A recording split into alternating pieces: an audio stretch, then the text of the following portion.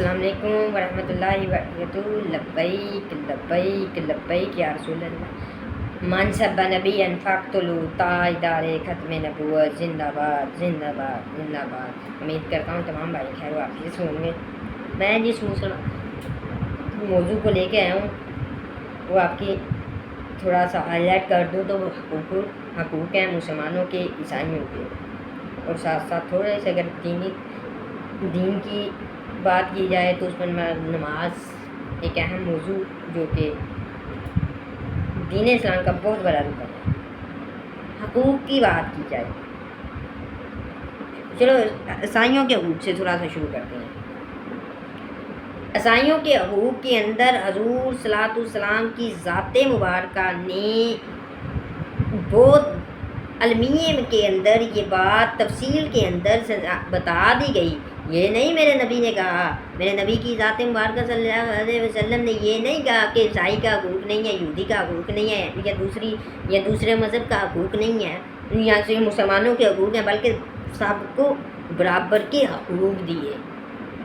آقا صلی اللہ علیہ وسلم نے فرمایا کہ اگر کوئی عیسائی جس علاقے کے اندر، جس ملک کے اندر رہ رہا ہے، وہ ٹیکس ادا کر رہا ہے، وہ سارا کچھ دے رہا ہے، اور اس کو اس لیے قتل کر دیا جائے کہ صرف وہ کافر ہے، تو میں اس کا مقدمہ روز قیامت لڑوں گا۔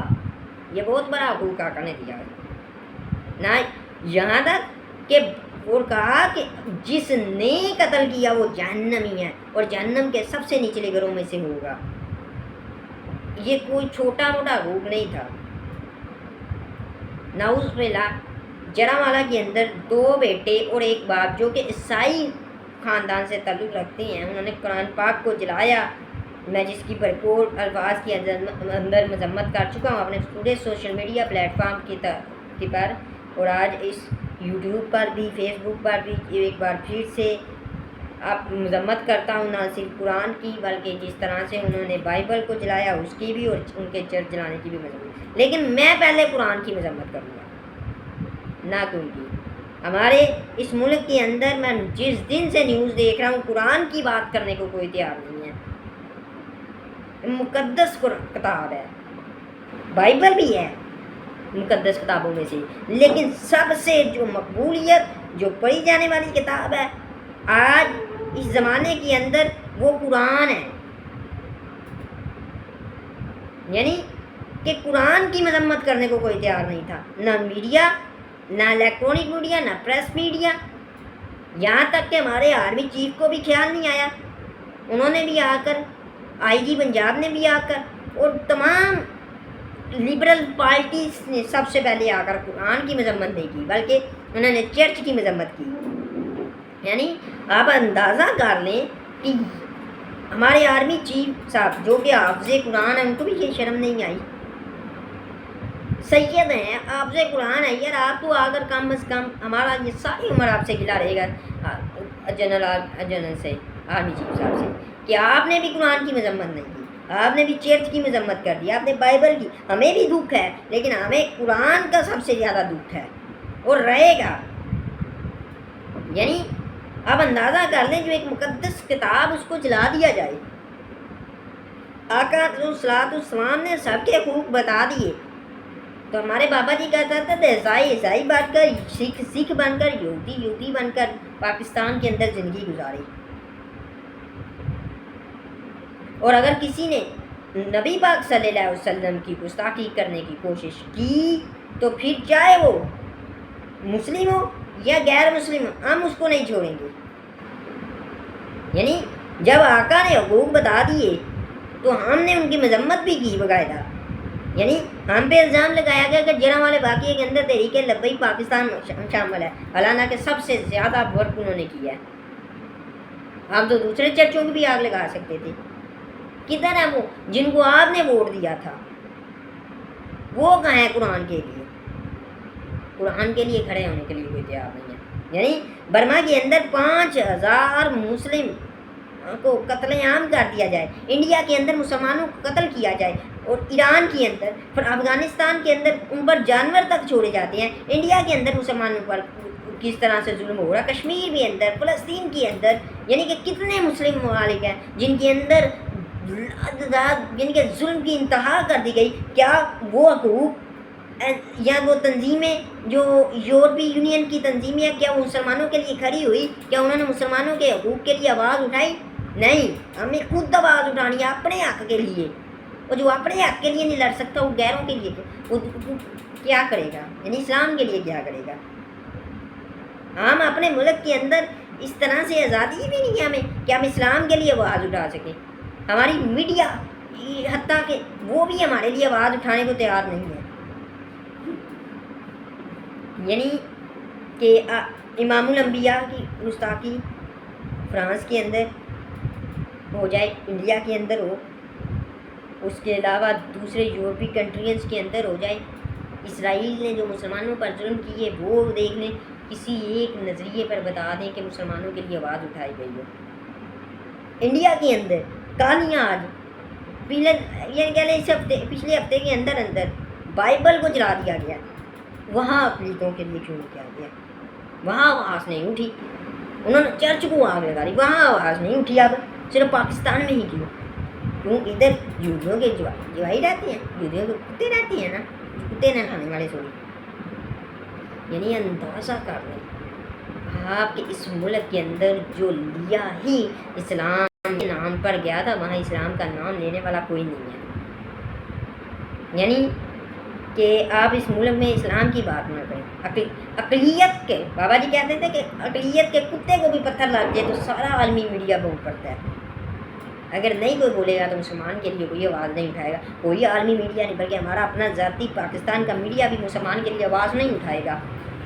اس ملک کے اندر زینب، فاطمہ اور تیسرا رضوانہ کا کیس آیا، کسی نے آواز اٹھائی ان بچیوں کے لیے؟ نہیں.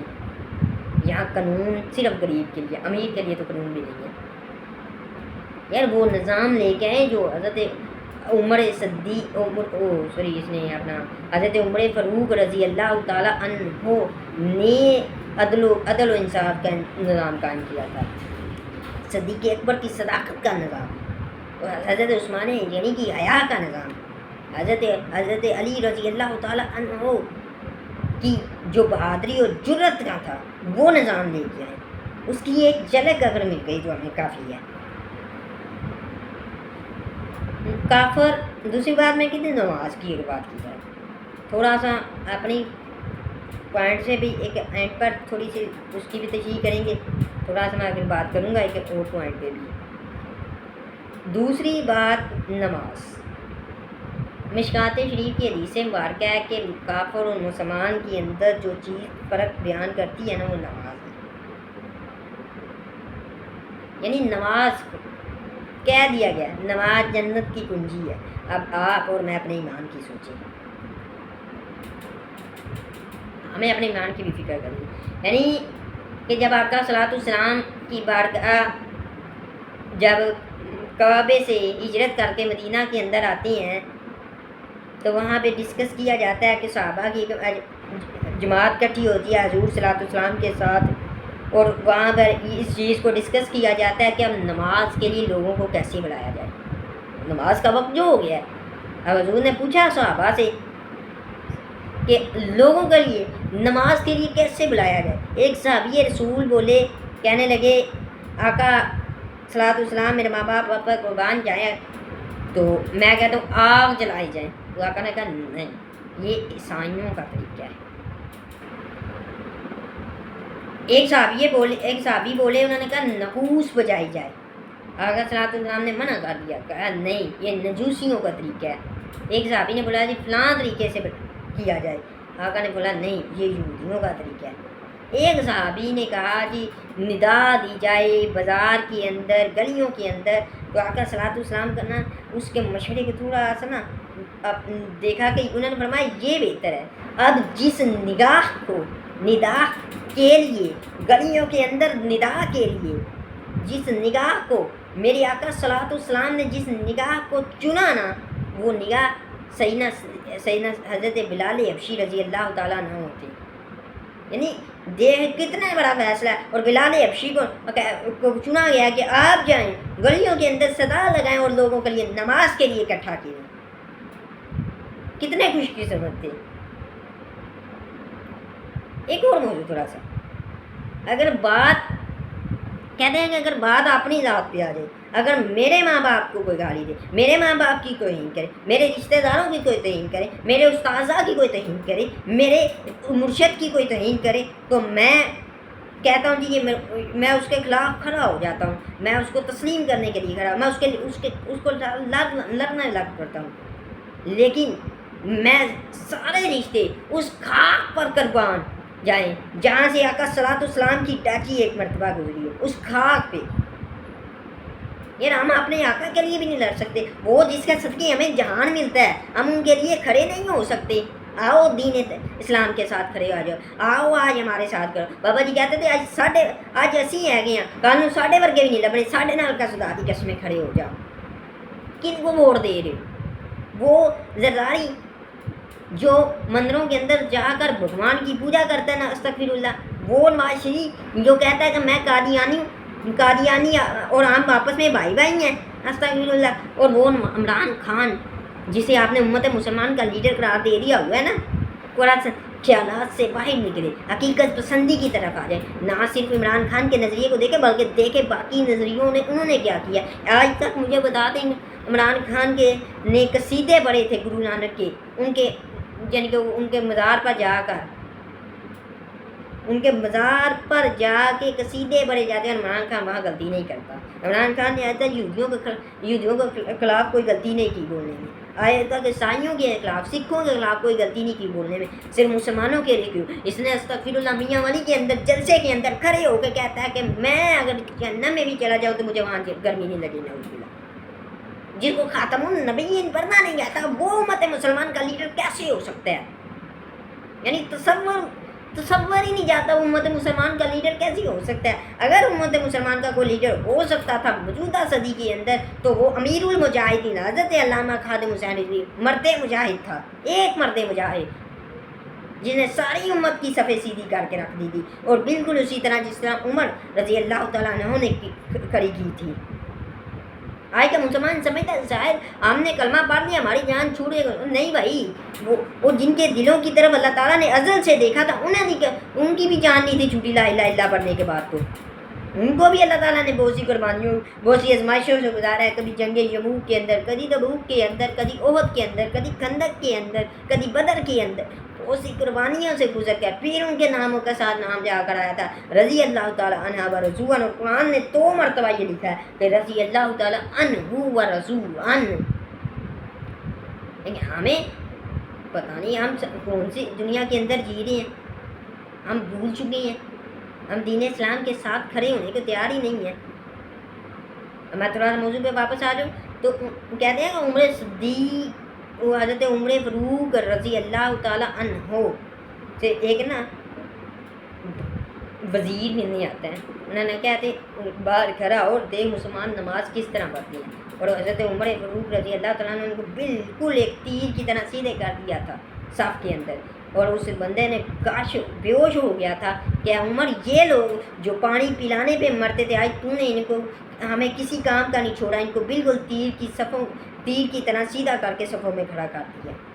آئے خدارہ دین کی طرف واپس آ جائیں اور دین کو تخت پر لانے کے لیے ہمارا ساتھ دیں. اگر اس قوم کے موجودہ حالات کے اندر اگر کوئی لیڈر کھڑا آتا ہے تو وہ سعد حسین رضوی ہے. یار اتنا بے باک کہ 7 ماہ جیل کے اندر رہتا ہے ناموس رسالت کے لیے، اور ایک لفظ نہیں اس نے کبھی بولا. کیوں؟ وہ ناموس رسالت کے لیے. اس نے تو ہاتھ کریوں کو بھی کہہ دیا تھا کہ یہ عشق دی منگانی. دارا دین کی طرف واپس آ جائیں، ہاتھ جوڑتے ہیں کہ دین کے لیے وقت آ جائے اور نماز پڑھنے. اور صرف نماز ہی نہیں، ظلم کا راستہ روکیں، ظالم کا راستہ روکیں. ہمیں ظلم کو روکنا، ظالم کا راستہ روکنا کا، مظلوم کے ساتھ کھڑے ہو جاؤ. کسی کا حق نہ کھاؤ، اپنا حق اپنا بس کھاؤ، کسی کا نہ کھاؤ. کسی مسکین یتیم غریب کا حق نہیں کھاؤ ورنہ ذلیل ہو جاؤ گے. اور ایک بابا جی کہا کرتے تھے کہ میں اج تک وہ بندہ نہیں دیکھا جنہیں رسول صلی اللہ علیہ وسلم یا دین نال پنگا لیا ہوئے، میری چٹی داری ہو گئی جنہیں دین دے نال پنگا لیا ہوئے اور بوجھیا ہوئے. اور دیکھ لو آج نواز شریف، عمران خان، مشرف، جتنے پاکستان کے لیڈر گزرے ہیں، اگر کسی نے دین اسلام کے ساتھ پنگا لیا تو وہ اس کا کچھ نہیں رہا، وہ ذلیل ہو کے رہ گیا. اور انشاءاللہ ابھی تو ہم نے ان کو دنیا میں ذلیل ہوتے دیکھا ہے. ابھی تو امیر المجاہدین کے ساتھ کھڑے ہو کر، رسول کی بارگاہ میں کھڑے ہو کر ان کو قیامت کے دن ذلیل ہوتے ہوئے دیکھیں گے. اور انشاءاللہ وہ دن بہت جلد آئیں گے جب ہم ان کو دین کے ساتھ غداری کرنے کے لیے ناموس رسالت پر فائرنگ کرنے والوں پر ذلیل ہوتے دیکھیں گے. اللہ حافظ.